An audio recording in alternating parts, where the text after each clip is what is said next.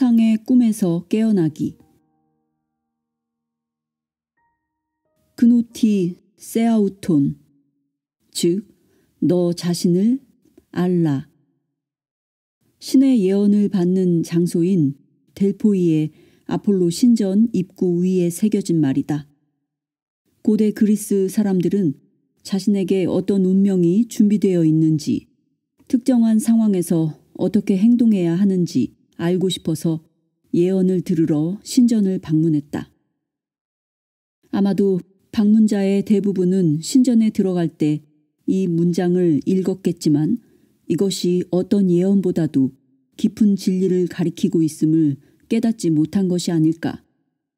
또한 아무리 위대한 계시와 정확한 정보를 받는다 해도 너 자신을 알라라는 명령문 속에 숨겨진 진리를 발견하지 못하는 한 궁극적으로는 아무 소용없는 것으로 밝혀지고 앞으로의 불행과 자신이 창조한 고통으로부터 그들을 구원해 주지 못하리라는 것도 깨닫지 못했을 것이다. 그 문장이 암시하는 것은 이것이었다. 다른 어떤 질문을 하기 전에 먼저 너의 삶의 가장 근본적인 질문을 하지 않으면 안 된다. 나는 누구인가 하고. 많은 이들은 에고에 갇혀 무의식 상태로 평생을 보내는데 이 무의식적인 사람들은 곧바로 자신이 누구라고 대답할 것이다. 이름은 무엇이고 직업은 무엇이며 이러이러한 인생을 보냈고 몸은 어떻고 건강 상태는 어떠하다며 자신이 동일화되어 있는 모든 사항을 늘어놓을 것이 틀림없다. 스스로를 불멸의 영혼 또는 성스러운 영이라고 생각하는 영적으로 진화한 것처럼 보이는 사람들도 있을 것이다. 그러나 그들은 정말로 자신이 누구인지 아는가? 아니면 단지 영적으로 들리는 어떤 개념들을 마음의 내용물에 추가한 것일 뿐인가? 자기 자신을 안다는 것은 한 묶음의 사상이나 신념을 채택하는 것보다 훨씬 깊이 들어가는 일이다. 영적인 사상과 신념은 기껏해야 도움을 주는 방향 표지판일 뿐이다. 그것들은 무의식 속에 더 단단히 뿌리내린 자신이 누구라고 생각하는 핵심 개념들, 조건지어진 인간 마음의 일부인 그것들을 제거할 만한 힘을 거의 가지고 있지 않다. 자기 자신을 깊이 안다는 것은 마음 속에서 떠다니는 다양한 사상들과는 아무 관계가 없다. 자기 자신을 안다는 것은 자신의 마음 속에서 미아가 되는 대신 순수한 있음에 뿌리를 내리는 것이다. 자신이 생각하는 자기 자신. 자신이 누구인가에 대한 느낌은 자신에게 무엇이 필요하고 자신의 삶에서 무엇이 중요한가를 결정한다. 그리고 당신에게 중요한 것들은 당신을 흔들어 놓거나 마음을 방해하는 힘을 가지고 있다. 그러므로 무엇에 흔들리고 마음이 방해받는가를 기준으로 당신이 얼마나 깊이 자기 자신을 알고 있는가를 판단할 수가 있다. 당신에게 무엇이 중요한가는 당신이 말하거나 믿는 것과 꼭 일치하지는 않는다. 그보다는 오히려 당신의 행동과 반응이 당신에게 중요하고 심각한 것을 드러내준다. 따라서 스스로에게 이런 질문을 해보면 좋다. 나를 흔들어 놓고 마음을 방해하는 것들은 어떤 것인가? 만약 작은 것에 마음이 흔들린다면 당신이 생각하는 자신은 정확하게 이것이다. 즉, 작다. 그것이 당신의 무의식적인 믿음일 것이다. 그렇다면 작은 것은 무엇인가? 궁극적으로는 모든 것들이 작은 것들이다. 모든 것들이 덧없기 때문이다. 나는 내가 불멸의 영이라는 것을 안다 라거나 혹은 나는 이 미친 세상에는 지쳤다. 내가 원하는 것은 평화 그것뿐이다 라고 말하는 사람도 있을 것이다. 단, 전화벨이 울리기 전까지다. 나쁜 소식이 전해진다. 주가가 대폭락했다. 거래가 취소되었다. 자동차를 도난당했다. 시어머니가 오셨다. 여행이 취소되었다. 계약이 깨졌다. 사랑하는 사람이 떠났다. 사람들이 더 많은 돈을 요구한다. 상대방은 그것이 당신의 실수라고 말한다. 갑자기 분노와 걱정이 파도처럼 밀려온다. 목소리가 날카로워진다. 난 더 이상은 받아들일 수 없어. 당신은 따지고 비난하고 공격하고 자기를 방어하고 합리화시킨다. 이 모든 것이 자동 조종장치처럼 일어난다. 조금 전만 해도 자신이 원하는 것은 평화뿐이라고 말했지만 분명 마음의 평화 이상으로 중요한 것이 있다. 게다가 당신은 더 이상 불멸의 영혼도 아니다. 거래, 금전, 계약, 손해 또는 손해볼 위기가 더 중요하다. 누구에게 더 중요한가? 당신이 자신이라고 부르는 불멸의 영혼에게? 아니다. 나에게다.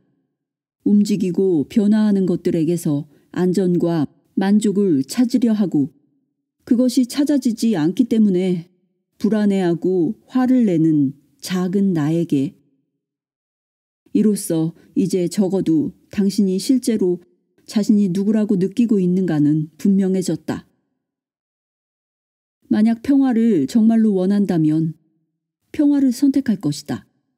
어떤 것보다도 마음의 평화가 중요하다면, 그리고 정말로 자신은 작은 나가 아니라 큰 영혼이라고 안다면 도전해오는 사람들과 상황에 직면해도 반응하지 않고 완벽하게 깨어있게 될 것이다.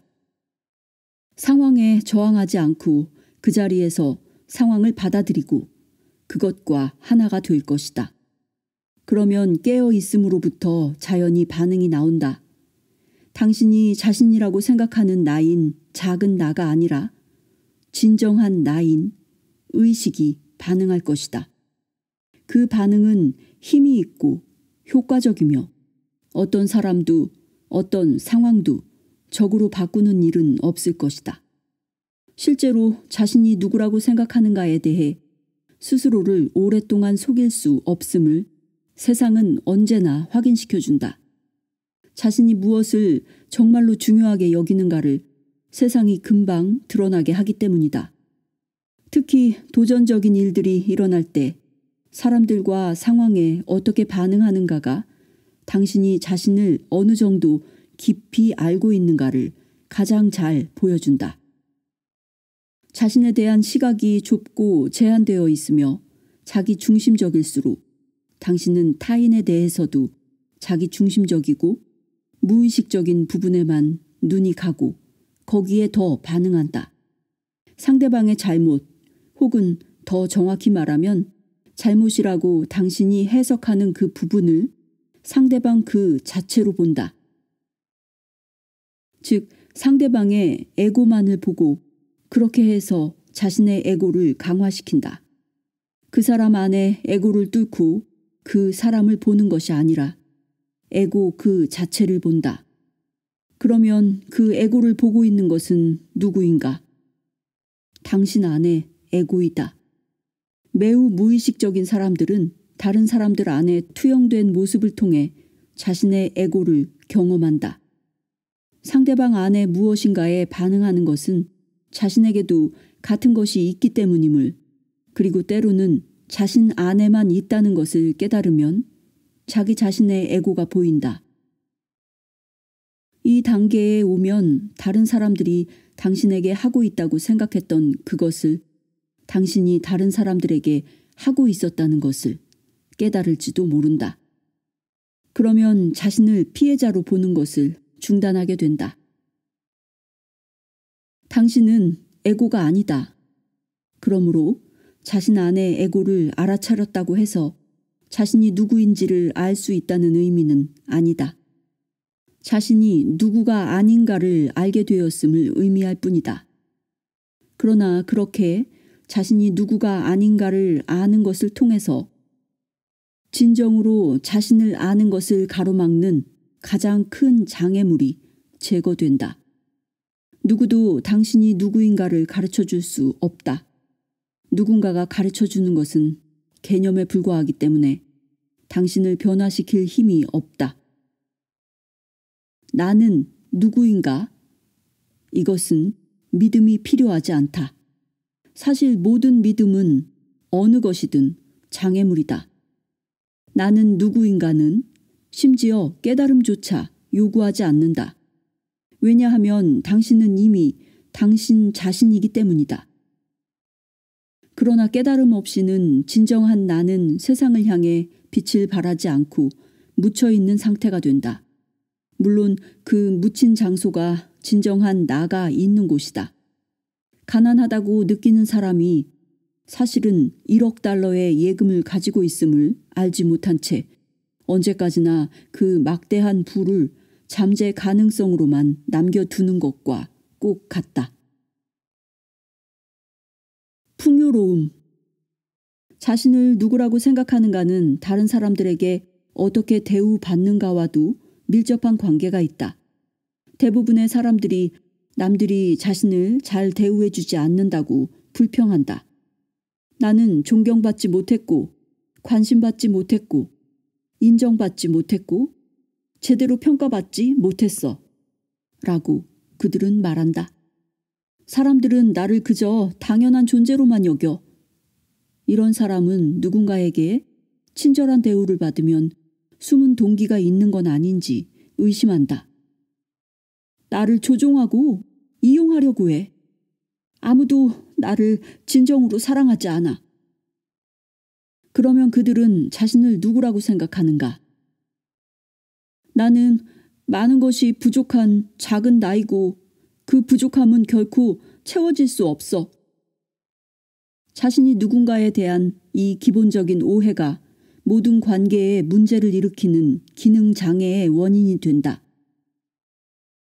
이들은 자신에게는 줄 것이 아무것도 없으며 사람들과 세상은 인색해서 자신이 필요로 하는 것을 줄 수 없다고 믿는다. 그들의 모든 현실은 자신이 누구인가에 대한 이러한 망상적인 느낌 위에 기초하고 있다. 그것이 상황을 나쁘게 돌아가게 하고 모든 관계를 망쳐놓는다. 자신이 생각하는 나는 누구인가에 돈이든 인정받는 일이든 사랑이든 부족함이라는 사고방식이 포함되면 언제나 결핍을 경험한다. 이미 있는 자기 삶의 좋은 것들을 인정하지 않고 결핍만 눈에 띈다. 이미 있는 자기 삶의 좋은 것들을 인정하는 것이 모든 풍요의 기본이다. 세상이 인색하게 주지 않는다고 생각하지만 사실은 자기 자신이 인색하게 세상에 주지 않는 것이다. 왜 인색한가 하면 자신은 작고 아무것도 줄 것이 없다고 마음 깊은 곳에서 믿고 있기 때문이다. 다음의 것을 2, 3주 동안 시험해보고 자신의 현실이 어떻게 바뀌는가 관찰해보라. 사람들이 당신에게 주지 않는다고 생각하는 그것, 칭찬, 감사, 도움, 애정어린 관심 등등, 그것을 자신이 다른 사람들에게 주는 것이다. 그런 것을 갖고 있지 않다면 갖고 있는 것처럼 행동하면 된다. 그렇게 하면 나오게 된다. 그리고 주기 시작하자마자 받기 시작할 것이다. 주지 않는 것은 받을 수 없다. 밖으로 흘러나가는 것이 안으로 흘러 들어오는 것을 결정한다. 세상이 당신에게 주지 않는다고 생각하는 것은 당신이 이미 가지고 있음에도 흘러나가도록 허락하지 않는 것이다. 그뿐 아니라 자신이 그것을 가지고 있다는 것조차 알지 못한다. 그 안에는 풍요도 포함된다. 흘러나가는 것이 흘러 들어오는 것을 결정한다는 법칙을 예수는 강력한 말로 표현했다. 주라, 그러면 너희에게 주어질 것이다. 곧 후하게 되어 누르고 흔들어 넘치도록 하여 너희에게 안겨주리라. 너희의 헤아리는 그 헤아림으로 너희도 헤아림을 도로 받을 것이다. 모든 풍요의 원천은 당신의 외부에 있지 않다. 그것은 당신 자신의 일부이다. 그러나 먼저 바깥의 풍요를 느끼고 알아차리는 일로부터 시작해야 한다. 당신을 애워싼 삶의 충만함을 보라. 피부에 닿는 햇살의 따스함, 꽃가게 앞에 놓인 꽃들의 아름다움, 깨어물면 과즙이 풍부한 과일, 하늘에서 내리는 비의 풍요 속에 젖는 즐거움 등 모든 걸음마다 삶의 충만함이 있다. 자기 주위 모든 곳에 있는 풍요를 알아보는 것이 자신 안에서 잠자고 있는 풍요를 깨어나게 한다. 그런 후에 그 풍요를 밖으로 흘러나가게 하라. 낯선 사람에게 미소 지을 때 그곳에 이미 에너지의 미세한 흘러나감이 있다. 당신은 주는 사람이 된 것이다.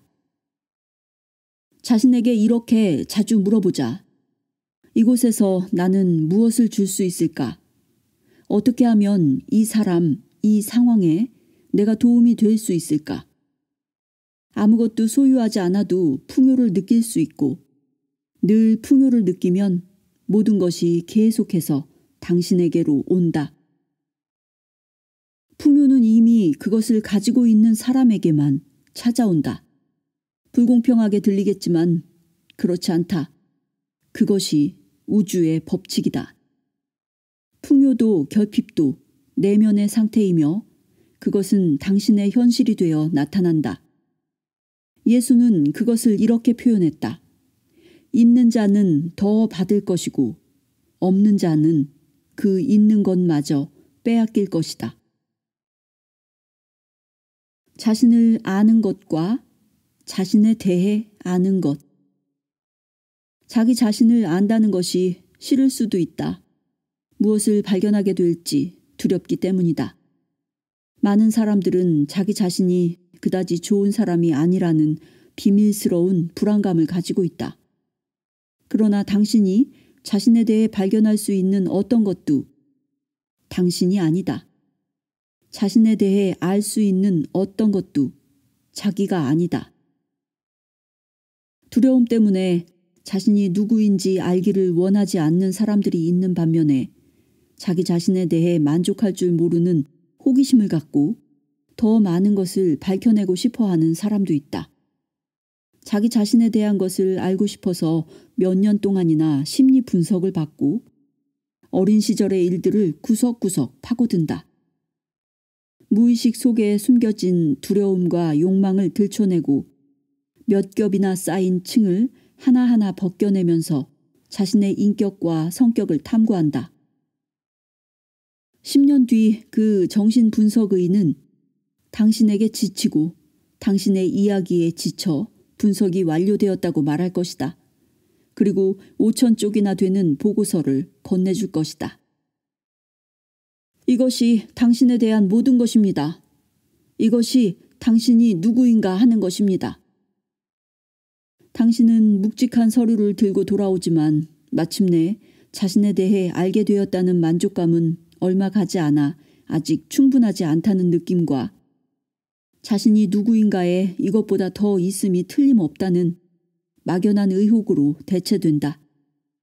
그리고 실제로 더 있다. 양적인 측면에서의 더 많은 사실들이 아니라 질적인 깊이의 차원에서 자기 자신에 대해 아는 것과 자기 자신을 아는 것을 혼동하지 않는다면 심리 분석도 자신의 과거에 대해 밝혀내는 것도 나쁘지는 않다. 5,000쪽의 보고서는 당신에 대한 것이다. 과거에 의해 조건지어진 당신 마음의 내용물이다. 심리 분석이나 자기 관찰을 통해 알게 되는 것은 모두 당신에 대한 것이다. 그것은 당신이 아니다. 그것은 당신 마음의 내용물이지 당신의 본질이 아니다. 에고를 뛰어넘는다는 것은 내용물 밖으로 걸어 나오는 것이다. 자기 자신을 아는 것은 자기 자신이 되는 것이고, 자기 자신이 된다는 것은 마음의 내용물을 자기 자신이라고 여기는 동일화를 멈추는 것이다. 대부분의 사람들은 삶의 내용물을 통해 자신이 누구인가를 정의 내린다. 지각하고 경험하고 행동하고 생각하고 느끼는 모든 것이 내용물이다. 대부분의 사람들은 그 내용물이 관심을 완전히 차지해버리며 그들이 동일화되는 것이 그것이다. 나의 삶이라고 생각하거나 말할 때 당신은 당신 자신인 삶이 아니라 자신이 가진 혹은 가진 것처럼 보이는 삶을 말하고 있는 것이다. 당신은 내용물을 언급하고 있는 것이다. 자신의 정신 상태와 감정 상태는 물론 나이, 건강, 관계, 경제력, 일, 생활 환경 등을 사건들, 즉 일어나는 모든 일들과 마찬가지로 당신 삶의 외부 환경과 마음의 환경, 당신의 과거와 미래 모두가 이 내용물의 영역에 속한다. 그렇다면 내용물 외에는 무엇이 있는가? 그 내용물의 존재를 가능하게 하는 것, 바로 의식이라는 내적 공간이 있다. 무질서와 더 높은 질서. 내용물을 통해서만 자신을 알 때 당신은 또한 무엇이 자신에게 좋고 나쁜지 안다고 생각한다. 당신은 나에게 좋은 것과 나에게 나쁜 것으로 사건들을 분류한다. 그것은 삶이라는 전체성을 단편적으로 인식하는 결과가 된다. 삶이라는 전체성 속에서는 모든 것이 연결되어 있고 모든 일이 전체 속에서 필요한 장소와 기능을 가지고 있다. 그러나 그 전체성은 겉으로 드러나는 표면만을 보아서는 알 수 없다. 전체성은 부분들의 총합 이상이다. 당신의 삶이나 세상이 담고 있는 내용물 이상의 것이다. 삶에서도 세상 속에서도 마찬가지이지만 겉으로 보기에 우연 같은 뿐만 아니라 무질서하게 여겨지는 일련의 일들 배후에는 더 높은 질서와 목적이 숨어 있다. 이것을 선에서는 아름답게 표현하고 있다. 눈이 내릴 때 모든 눈송이가 저마다 정확히 자기 자리에 내린다. 생각을 통해서는 이러한 더 높은 질서를 이해할 수 없다. 왜냐하면 우리들이 생각하는 것은 내용물에 대한 것인 반면 더 높은 질서는 형상 없는 의식의 영역, 우주지성으로부터 나오기 때문이다.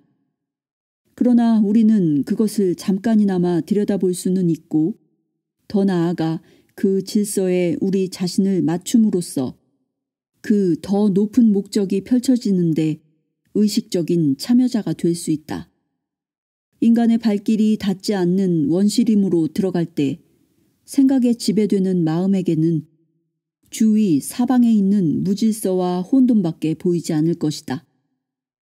삶, 즉 좋은 것과 죽음, 즉 나쁜 것조차 구분하기 힘들 것이다. 발길 닿는 곳마다 완전히 썩은 부패한 물질에서 새로운 생명이 자라고 있기 때문이다.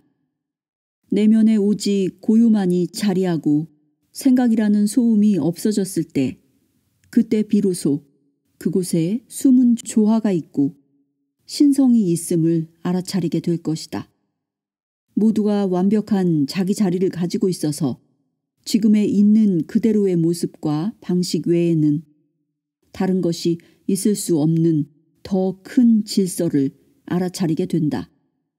생각에 지배되는 마음에게는 조경이 잘 된 공원이 더 편안하다. 공원은 자연스럽게 무성해진 것이 아니라 인간의 생각을 통해 계획된 것이기 때문이다. 그곳에는 마음이 이해할 수 있는 질서가 있다. 원시림의 질서는 이해할 수 없기 때문에 인간의 마음에는 혼돈으로밖에 보이지 않는다. 그것은 좋고 나쁨이라는 마음의 분류를 넘어서 있다. 생각을 통해서는 그것을 이해할 수 없지만 생각을 내려놓고 고요히 깨어 있으면 또한 이해하려고도 설명하려고도 하지 않으면 감지할 수 있다. 그때 처음으로 숲의 신성에 눈이 열릴 것이다. 숨은 조화와 신성을 감지하면 자신도 그 일부임을 알 수 있고 그것을 깨달을 때 당신도 그 조화의 의식적인 참여자가 된다. 이런 식으로 자연은 당신이 삶의 전체성과 다시 연결되도록 돕는다. 좋은 것과 나쁜 것. 많은 사람들은 삶의 어느 순간 알아차린다. 이 세상에는 탄생, 성장, 성공, 건강, 기쁨, 승리뿐 아니라 상실, 실패, 질병, 노화, 쇠퇴, 고통, 죽음도 있다는 것을. 이것들에는 습관적으로 좋은 것과 나쁜 것, 질서와 무질서라는 분류표가 붙는다. 사람들이 생각하는 삶의 의미는 대개 좋은 것으로 분류된 것들과 관련되어 있지만 이 좋은 것은 늘 붕괴, 파손, 무질서의 위협을 받는다. 설명을 찾을 수 없고 삶의 의미를 잃을 때 무의미와 나쁜 것에 위협을 받는다. 모든 사람의 삶에 머지않아 무질서가 몰래 숨어 들어오고 아무리 많은 보험에 들었어도 그것을 막을 길이 없다. 그것은 상실과 사고, 질병, 장애, 노화, 죽음 등의 형태로 침입해온다. 하지만 삶이 무질서에 침략당하고 마음이 부여한 의미들이 붕괴될 때 그것이 더 높은 질서로 가는 문이 되는 일도 있다. 이 세상의 지혜는 하느님 앞에서는 어리석음이다 라고 성경에는 기록되어 있다. 이 세상의 지혜는 무엇인가? 생각의 움직임, 생각에 의해서만 정이 내려지는 의미이다. 생각은 상황이나 사건이 각각 별개의 존재인 것처럼 하나하나 떼어내어 좋다거나 나쁘다고 판단한다. 생각을 너무 신뢰하면 현실은 단편적인 것들이 된다. 이 단편화는 환상이지만 그 안에 갇혀 있을 때는 그것이 매우 현실처럼 보인다. 그러나 우주는 나눌 수 없는 전체이며 그 안에서는 모든 것이 연결되어 있고 독립적으로 존재하는 것은 아무것도 없다. 모든 사물과 사건이 깊이 연결되어 있다는 것은 좋은 것과 나쁜 것이라는 마음속 분류가 결국은 환상에 지나지 않음을 암시한다. 마음의 부류는 언제나 제한된 시각에 갇혀 있으며 상대적이고 일시적인 진실을 나타내는 것에 불과하다. 이것은 경품 복권으로 고급 차에 당첨된 지혜로운 사람의 이야기에 잘 묘사되어 있다. 친척과 지인들이 크게 기뻐하여 축하해 주러 왔다. 멋지지 않아요? 당신은 정말 운이 좋아요. 라고 그들은 말했다. 당첨된 남성은 미소를 지으며 아마도 하고 대답했다. 그는 몇 주 동안 즐겁게 새 차를 운전하며 다녔다. 그러던 어느 날 교차로에서 음주운전 차량에 부딪혀 그는 중상을 입고 병원에 입원했다. 친척과 지인들이 문병을 와서 말했다. 아유, 참으로 불운했네요. 또다시 남자는 미소 지으며 아마도 하고 대답했다. 그가 아직 병원에 입원해 있던 어느 날 밤 산사태가 나서 그의 집이 바다로 쓸려가 버렸다. 다음 날 또다시 친구들이 와서 말했다. 입원 중이라서 운이 좋았어. 남자는 또 대답했다. 아마도. 이 지혜로운 남자의 아마도는 일어나는 어떤 일에 대해서도 판단하지 않음을 의미한다. 대신에 있는 그대로의 사실을 받아들이고 그럼으로써 더 높은 질서에 의식적으로 자신을 맞추는 것이다. 겉으로 봐서는 우연으로 보이는 사건이 전체라는 그림 안에서 어떤 위치를 차지하고 있고 그것에 어떤 목적이 있는지 마음으로는 이해할 수 없는 경우가 많음을 그가 아는 것이다. 그러나 절대로 우연히 일어나는 사건은 없으며 전체와 분리되어 독립적으로 존재하는 사건이나 사물도 없다. 당신의 몸을 구성하는 원자들은 일찍이 별들 속에서 형성되었다. 어떤 작은 사건조차도 문자 그대로 무한한 인과관계 속에서 생각이 미칠 수 없는 무궁무진한 방식으로 전체와 연결되어 있다. 어떤 사건의 원인을 거슬러 올라가 알고 싶다면 우주의 창조까지 되돌아가야만 할 것이다. 우주는 혼돈 상태가 아니다. 우주, 코스모스라는 단어는 질서, 조화를 의미한다. 그 질서는 인간의 마음이 이해할 수 있는 것은 아니다. 다만 우리는 그것을 언뜻 들여다볼 수는 있다. 무슨 일이 일어나든 걱정하지 않는다. 지두 크리슈 나무르티는 인도의 위대한 사상가이자 영적 교사이며 이미 50년 넘게 세계 각지를 여행하고 강연하면서 언어를 통해, 즉 언어라는 것은 내용물이지만 언어를 통해 언어를 초월하고 내용물을 초월한 것을 전달하려고 했다. 생애 후반기에 행한 어느 강연에서 그는 나의 비밀을 알고 싶은가요? 하고 물어 청중을 놀라게 했다. 듣고 있던 모든 사람이 정신을 똑바로 차리고 들었다. 대부분의 청중은 20-30년 동안 그의 말을 들어왔지만 그럼에도 여전히 그의 가르침의 본질을 이해하지 못하고 있었다. 그 긴 세월이 흐른 뒤에 마침내 스승이 가르침을 이해할 열쇠를 주려고 하고 있었다. 그는 말했다. 이것이 나의 비밀입니다. 나는 무슨 일이 일어나든 걱정하지 않습니다. 그는 그 이상 설명하지 않았다. 아마도 청중 대부분은 전보다 더 혼란스러웠을 것이다. 그러나 이 단순한 말에 담긴 의미는 매우 심오하다. 일어나는 일에 대해 걱정하지 않는다. 이것은 무엇을 의미하는가? 자신의 내면이 일어나는 일들과 조화를 이루고 있다는 것이다. 일어나는 일이란 물론 이 순간에 있는 그대로의 상태를 가리키며 그것은 이미 그러하게 그곳에 존재하고 있다. 일어나는 일은 내용물, 즉 이 순간이 취하는 형태이다. 그리고 유일하게 존재하는 순간은 이 순간뿐이다. 이 순간에 있는 그대로와 조화를 이루고 있다는 것은 일어나는 일에 대해 내면적으로 무저항의 상태라는 뜻이다.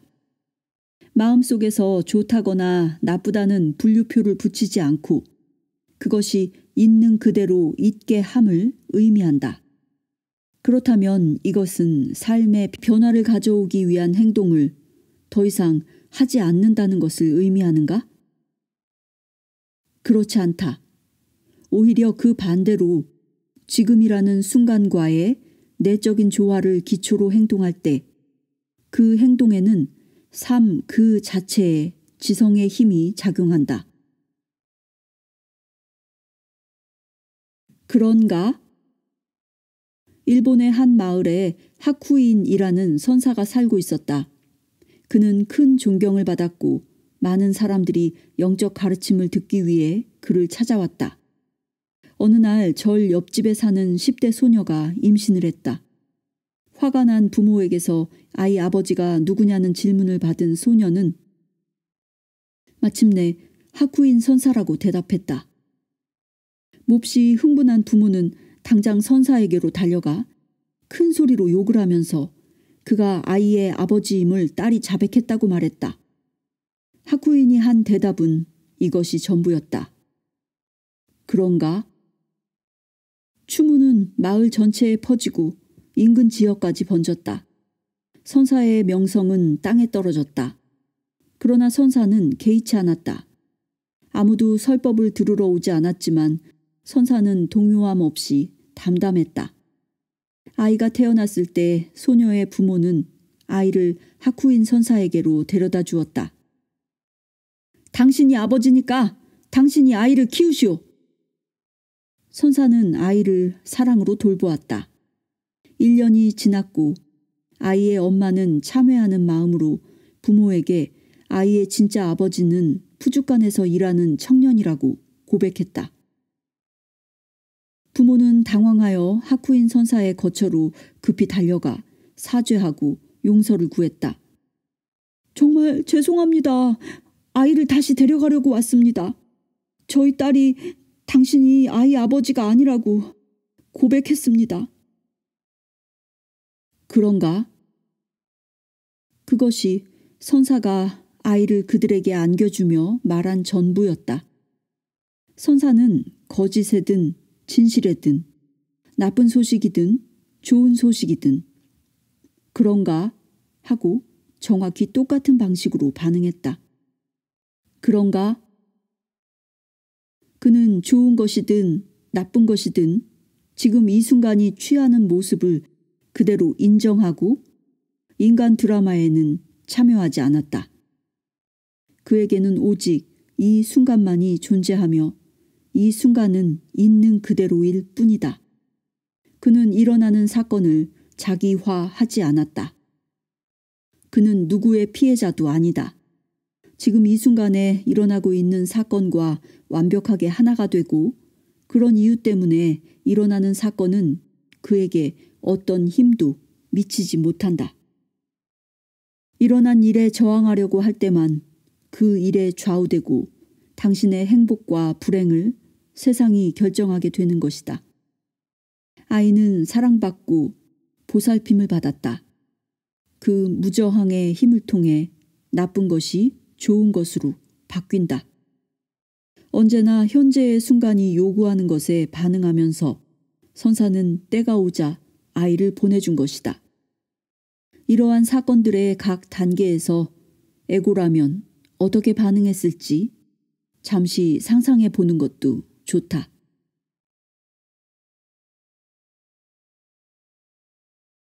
에고와 현재의 순간. 삶에서 가장 근본적이고 중요한 관계는 지금과의 관계이다. 더 정확히 말하면 지금이 취하고 있는 모든 모습, 즉 지금 존재하는 것들 혹은 지금 일어나는 것들과의 관계이다. 이 지금과의 관계가 기능장애를 일으키면 그 기능장애는 당신이 맞닥뜨리는 모든 관계, 모든 상황에 반영될 것이다. 간단히 말하면 에고라는 것은 이런 식으로 정의할 수 있다. 현재의 순간과의 기능장애적인 관계. 당신이 현재의 순간과 어떤 관계를 맺을 것인가를 결정할 수 있는 것은 오직 지금 이 순간에서이다. 일단 일정 수준의 의식에 도달하면 현재의 순간과 어떤 관계를 맺을 것인가도 당신이 결정할 수 있다. 현재의 순간과 친구가 되기를 원하는가? 아니면 적이 되기를 원하는가? 현재의 순간은 삶과 분리할 수 없기 때문에 실제로는 삶과 어떤 관계가 되고 싶은가를 결정하는 것이다. 일단 현재의 순간과 친구가 되기를 원한다고 결정하면 먼저 당신이 첫걸음을 내딛어야 한다. 그것을 향해 우호적으로 다가가 그것이 어떤 모습으로 나타나든 친구답게 환영하는 것이다. 그러면 머지않아 그 결과를 보게 될 것이다. 그때 삶 쪽에서도 당신을 향해 우호적으로 다가온다. 사람들은 협조적이 되고 상황도 협력적이 된다. 한 가지 결정이 당신의 현실 전체를 변화시킨다. 그러나 그 결정을 몇 번이나 반복해야 한다. 그것이 삶의 자연스러운 방식이 될 때까지. 현재의 순간을 친구로 삼으려는 결정은 에고의 종말을 의미한다. 에고는 결코 현재의 순간과 사이좋게 되질 않는다. 다시 말해 삶과 조화를 이룰 수 없다. 에고의 본성 자체가 현재의 순간을 무시하고 저항하고 가치를 깎아내리게 되어 있기 때문이다. 에고는 시간 속에서 살아간다. 에고가 강할수록 삶은 한층 더 시간에 지배된다. 그렇게 되면 당신이 하는 거의 모든 생각이 과거 또는 미래와 관련된 것이 되어버리고 자신이 어떤 사람인가가 과거에 의해 결정되며 자기 실현을 미래에 의존한다. 두려움, 불안, 기대, 후회, 죄책감, 분노 등은 의식이 시간에 얽매여 기능장애 상태가 되어 있음을 보여준다. 현재의 순간에 대해 에고는 세 가지 방식으로 반응한다. 목적을 위한 수단으로 반응하는 것, 장애물로 반응하는 것, 적으로 반응하는 것. 이 세 가지이다. 그것들을 순서대로 살펴보자. 그렇게 하면 그것들이 당신 안에 일어날 때 알아차릴 수 있을 것이다. 또 다시 결정을 내리는 것도 가능하다. 에고에게 현재의 순간은 기껏해야 목적을 위한 수단으로서만 쓸모가 있다. 더 중요하다고 생각되는 미래의 어느 순간으로 당신을 데려가는 수단일 뿐이다. 하지만 그 미래는 언제나 현재의 순간으로만 다가오며 따라서 미래라는 것은 머릿속 하나의 생각 이상이 결코 아니다. 다시 말해 이 방식이 작용하면 당신은 언제나 어딘가로 가려고 하기 때문에 바쁘고 결코 지금 이곳에 완전히 존재할 수 없다. 이 방식이 심해지면 그리고 이런 일은 매우 흔한데 현재의 순간이 마치 극복해야 할 장애물로 여겨지고 다루어진다. 이때 초조함, 좌절, 스트레스가 일어나지만 우리의 문화에서는 이것이 많은 사람들의 일상이자 지극히 정상적인 상태가 되었다. 이렇게 되면 오직 지금인 삶은 문제가 되고 당신은 문제 많은 세상에 살아가게 되며 그 모든 문제를 해결하지 않으면 행복하거나 만족할 수 없으며 진정으로 삶을 시작할 수 없다. 혹은 그렇게 당신은 생각한다. 문제는 이것이다. 문제를 하나씩 해결할 때마다 또 다른 문제가 튀어나온다는 것이다. 현재의 순간을 장애물로 보는 한 문제의 끝은 있을 수 없다. 삶은, 즉 지금은 말한다. 당신이 원하는 대로 나는 무엇이든 되어줄 거야. 당신이 나를 대하는 방식으로 나는 당신을 대할 거야.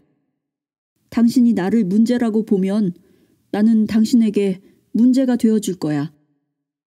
장애물이라고 생각하면 장애물이 되어줄 거야. 가장 나쁜 경우는 이것 또한 매우 흔한데 현재의 순간을 적으로 취급하는 것이다.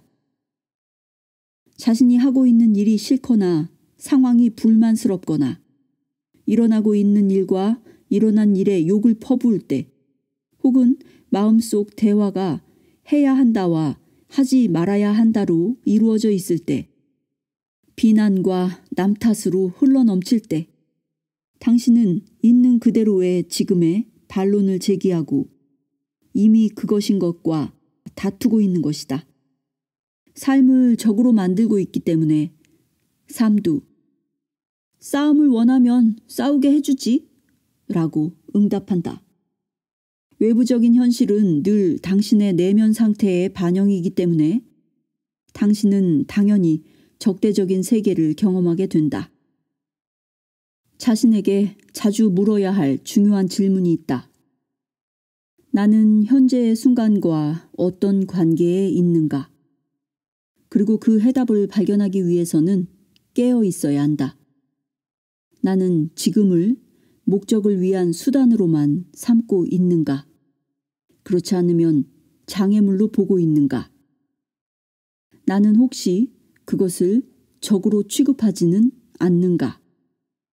현재의 순간만이 당신이 유일하게 소유할 수 있는 것이므로, 또한 삶은 지금과 분리시킬 수 없으므로, 그 질문이 진정으로 의미하는 것은 이것이다. 나는 삶과 어떤 관계인가? 이 질문은 에고의 가면을 벗기고 이 순간의 존재함, 즉 현존으로 당신을 데려가는 훌륭한 방법 중 하나이다. 이 질문이 절대적인 진리를 표현하고 있지는 않더라도 궁극적으로 나와 현재의 순간은 하나이기 때문에 올바른 방향을 가리켜 보이는 유용한 표지판이다. 더 이상 필요 없을 때까지 몇 번이나 이 질문을 스스로에게 던져봐도 좋다. 현재의 순간과 기능 장애를 일으키는 관계는 어떻게 하면 극복할 수 있는가? 가장 중요한 것은 자신 안에 자신의 생각과 행동에 기능 장애가 있음을 보는 것이다. 보는 순간 자신과 지금과의 관계가 기능 장애임을 알아차리는 순간, 그때 당신은 온전히 현재의 순간에 존재하게 된다. 봄으로써 현존이 일어나는 것이다.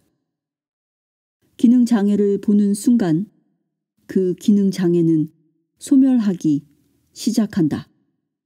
그것을 보는 순간 어떤 이들은 큰 소리로 웃음을 터뜨린다. 보는 것과 더불어 선택할 힘이 생긴다. 지금에게 예라고 말하고 친구로 만드는 힘이. 시간의 역설. 현재의 순간은 표면적으로는 일어나는 것이다. 그리고 일어나는 것은 끊임없이 변화하기 때문에 삶의 매일매일은 서로 다른 일들이 일어나는 수많은 순간들로 이루어져 있는 것처럼 보인다. 시간은 순간들의 끝없는 연속이고 그 순간에는 좋은 순간도 있고 나쁜 순간도 있다고 생각될 것이다. 그러나 잘 관찰해보면, 즉 자신의 직접적인 경험을 통해 보면 그렇게 많은 순간들이 있는 것이 전혀 아님을 발견하게 된다. 존재하는 것은 오직 지금 이 순간뿐이다. 삶은 언제나 지금이다. 당신 삶의 모든 것이 이 끝없는 지금에서 펼쳐지고 있다. 과거나 미래의 순간들도 당신이 기억하거나 기대할 때만 존재하며 그것도 유일하게 존재하는 순간인 지금 이 순간에 당신이 그것들에 대해 생각할 때 가능하다. 그러면 왜 많은 순간들이 존재하는 것처럼 보이는가? 그것은 일어나고 있는 일들, 다시 말해 내용물을 현재의 순간과 혼동하기 때문이다. 지금의 공간을 그 공간 안에서 일어나고 있는 일들과 혼동하는 것이다.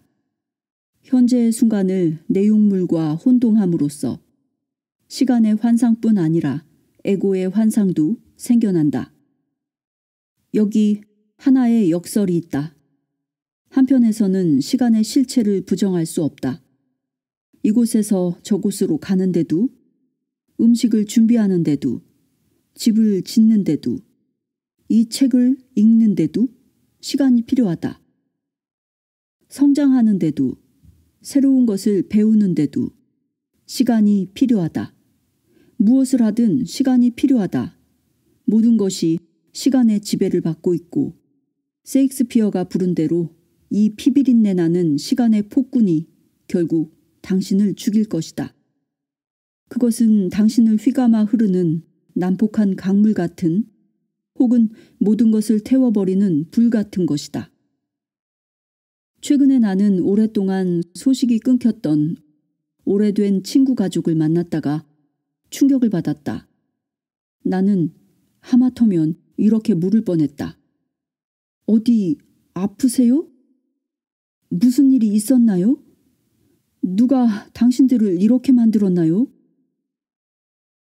어머니는 지팡이를 짚고 걸었으며 몸이 작게 줄어들었고 얼굴은 오래된 사과처럼 주름살 투성이었다. 마지막으로 만났을 때는 에너지와 열정, 젊음의 기대가 넘치던 딸은 3명의 아이들을 키우느라 몹시 고단하고 지쳐 보였다. 그때 나는 기억해냈다. 내가 이 가족을 만난 때로부터 어느새 30년이 흘렀다는 것을. 그들을 이렇게 만든 것은 시간이었다. 그리고 그들 또한 나를 보고 똑같은 충격을 받았을 것임에 틀림없다. 모든 것이 시간의 지배를 받을 수밖에 없는 것처럼 보이지만 그럼에도 그 모든 것은 지금 속에서 일어난다. 그것이 시간의 역설이다. 무엇을 보든 썩은 사과를 보든 화장실 거울에 비친 당신 얼굴과 30년 전 사진을 비교해보든 시간의 실체를 깊이 깨닫게 하는 정황적 증거들이 가득하지만 직접적인 증거는 절대 발견할 수 없다. 시간 그 자체를 경험하는 것은 결코 불가능하다. 경험할 수 있는 것은 오직 현재의 순간 혹은 현재의 순간 속에서 일어나고 있는 것뿐이다. 직접적인 증거만을 놓고 말한다면 시간은 존재하지 않으며 지금만이 존재하는 전부이다. 시간의 제거. 에고가 사라진 상태를 미래의 목적으로 만들고 그것을 향해 노력하는 것은 불가능하다. 그렇게 하더라도 당신이 얻는 것은 더 많은 불만족과 내적 갈등이 전부이다. 왜냐하면 언제나 아직 목적지에 도착하지 않은 것처럼 보이고 아직 그 상태를 성취하지 못한 것처럼 보일 것이기 때문이다. 에고로부터의 자유가 미래의 목표일 때 당신은 자신에게 더 많은 시간을 주게 되고 더 많은 시간은 에고의 더 커짐을 의미한다. 영적인 축으로 보이는 것이 사실은 모습을 바꾼 에고가 아닌지 주의 깊게 살펴볼 필요가 있다.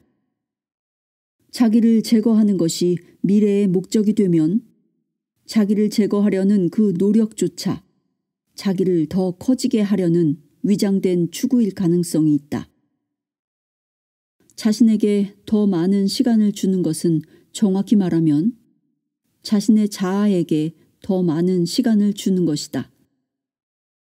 이 시간은 과거와 미래이고 마음이 만들어낸 거짓 자아인 에고가 살아가는 데 필요한 먹이이며 그 시간은 당신의 마음속에 존재한다. 저 바깥에 있는 객관적인 실체가 아니다.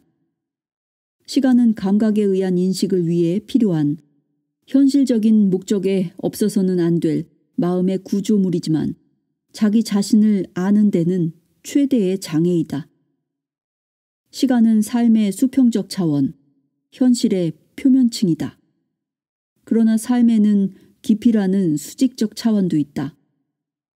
수직적 차원에는 오직 현재의 순간이라는 입구를 통해서만 접근이 가능하다. 그러므로 자신에게 시간을 주는 대신 시간을 제거해야 한다. 의식으로부터 시간을 제거하는 것은 에고를 제거하는 것이다. 그것만이 유일하게 진정한 영적 수행이다. 시간의 제거라고 말할 때 시계로 재는 물리적인 시간은 물론 아니다. 시계의 시간은 약속을 하거나 여행 계획을 세우는 것 같은 실질적 목적을 위해 이용되는 시간이다. 시계로 계산하는 시간 없이는 이 세상에서 거의 살아갈 수가 없다. 우리가 지금 말하는 것은 그 시간이 아니라 심리적인 시간의 제거이다. 심리적인 시간이라는 것은 에고의 마음이 과거와 미래에 끊임없이 사로잡혀 있는 것이다. 피할 수 없는 현재 순간에 본래 그러함과의 조화 속에서 삶과 일체가 되는 것을 마음 내켜 하지 않는 것이다. 삶에게 습관적으로 말해온 아니오가 예로 바뀔 때마다 있는 그대로의 이 순간을 허용할 때마다 당신은 에고뿐 아니라 시간을 사라지게 한다. 에고가 살아남기 위해서는 시간을, 즉 과거와 미래를 현재의 순간보다 더 중요한 것으로 만들어야 한다. 원하는 것이 이루어진 직후에 실로 짧은 기간을 제외하면 에고는 현재의 순간과 우호적이 될 수 없다. 게다가 어떤 것도 에고를 긴 시간 만족시킬 수 없다. 에고가 삶을 지배하고 있는 한 불행해지는 두 가지의 길이 있다. 하나는 원하는 것이 이루어지지 않는 불행이고 다른 하나는 원하는 것이 이루어지는 불행이다. 존재하는 것은 모두 혹은 일어나는 일들은 모두 지금이 취하는 모습들이다. 당신이 내면에서 그것에 저항하는 한 그 모습들은 바꿔 말해 세상은 돌파할 수 없는 장벽이 된다. 그 장벽은 모습, 즉 형상을 초월한 당신 자신으로부터 당신을 분리하고 형상 없는 한 생명으로부터 당신을 분리시킨다. 형상 없는 한 생명이 당신의 본래 존재이다. 지금이 취하는 형상의 내면으로부터 긍정을 말하면 그 형상이 형상 없는 세계로의 문이 된다. 세상과 신 사이의 분리가 사라진다. 한 생명이 이 순간에 취하고 있는 모습에 반발하고 지금을 수단, 장애물, 적으로 여기면 형상으로서의 정체성, 즉 에고를 강화하게 된다. 그렇기 때문에 에고의 반응성이 있는 것이다. 에고의 반응성이란 무엇인가? 반응에 중독되고 무반응하지 않는 것이다. 이 순간의 형상에 반응하면 할수록 당신은 더 많이 형상에 붙잡히게 된다. 형상과 동일화되면 될수록 에고가 강해진다. 그때 당신의 존재는 형상을 통해 더 이상 비쳐나오지 않거나 아주 희미하게만 비쳐나올 뿐이다. 형상에 대한 무저항을 통해 당신 안의 형상을 초월한 것이 나타난다. 그것은 모두를 아우르는 현존, 즉 이 순간의 존재함으로써 나타난다. 단시간에 소멸하는 형상 정체성보다 훨씬 더 위대한 침묵의 힘이다. 그리고 형상 세계의 어떤 것보다도 더 깊은 당신 자신이다.